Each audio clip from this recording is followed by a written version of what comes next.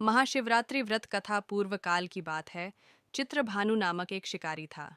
वह शिकार करके अपने परिवार का पालन पोषण करता था। उस शिकारी पर साहूकार का काफी कर्ज था, लेकिन वह उसका कर्ज समय पर नहीं चुका पाया। फिर साहूकार ने शिकारी को शिव मठ में बंदी बना लिया। जिस दिन उसे बंदी बनाया गया, उस दिन शिवरात्रि थी। चतुर्दशी के दिन उसने शिवरात्रि व्रत की कथा सुनी और शाम होते ही साहूकार ने उसे अपने पास बुलाया और आर्ण चुकाने के बारे में कहा। उसके बाद वह फिर शिकार की खोज में निकला। बंदी गृह में रहने के कारण वह बहुत भूखा था। शिकार की तलाश में वह बहुत दूर निकल आया। अंधेरा होने पर उसने जंगल में ही रात बिताने का फैसला किया और एक पेड़ पर चढ़ गया। उस पेड़ के नीचे शिवलिंग था, जो बेलपत्र के पत्तों से ढका हुआ था। शिकारी को उसके बारे में जानकारी नहीं थी। पेड़ पर चढ़ते समय उसने जो टहनियाँ तोड़ी, वह शिवलिंग पर गिरती रहीं। इस तरह से भूखे प्यासे रहकर शिकारी का शिवरात्रि का व्रत हो गया और शिवलिंग पर बेलपत्र भी चढ़ गए। रात के समय एक हिरनी पानी पीने तालाब पर आई।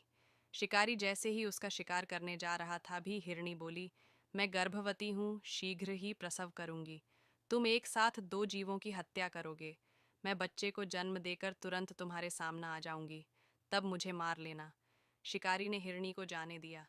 इस दौरान अनजाने में कुछ बेलपत्र शिवलिंग पर गिर गए।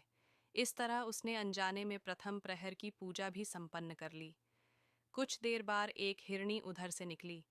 जैसे ही शिकारी उसे मारने के लिए धनुष बाण चढ़ाया, तो हिरनी ने विनम्रतापूर्वक निवेदन किया, हाँ, शिकारी मैं थोड़ी देर पहले ही रथु से निवृत्त हुई हूँ।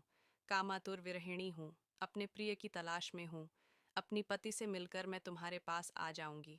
शिकारी ने उसे भी जाने दिया। रात का आखिरी पहर बीत रहा था, तब भी कुछ बेलपत्र शिवलिंग पर जा गिरे। ऐसे में शिकारी ने अनजाने में ही अंतिम पर की पूजा भी कर ली। इस दौरान वहां एक हिरनी अपने बच्चों के साथ आई। उसने भी शिकारी से निवेदन किया और शिकारी ने उसे जाने दिया।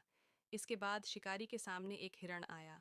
शिकारी ने सोचा, अब तो मैं इसे यहाँ ने नहीं जाने दूंगी, इसका शिकार करूंगी।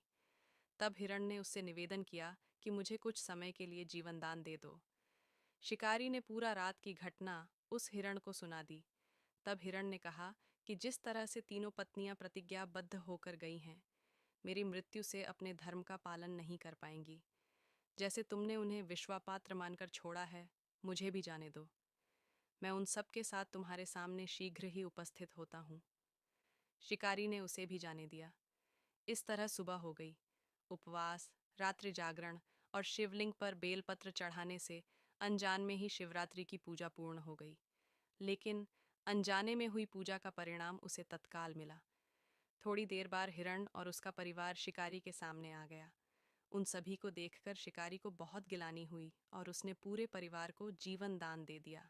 अनजाने में शिवरात्रि व्रत का पालन करने पर भी शिकारी को मोक्ष की प्राप्ति हुई। जब मृत्यु काल में यमदूत जीव को ले जाने आए, तो शिवगणों ने उन्हें वापस भेज दिया और उसे शिवलोक ले गए। शिवजी की कृपा से चित्रभानु अपने पिछले जन्म को याद रख पाए। शिवरात्रि के महत्व को जानकर उसका अगले जन्म में भी पालन कर पाए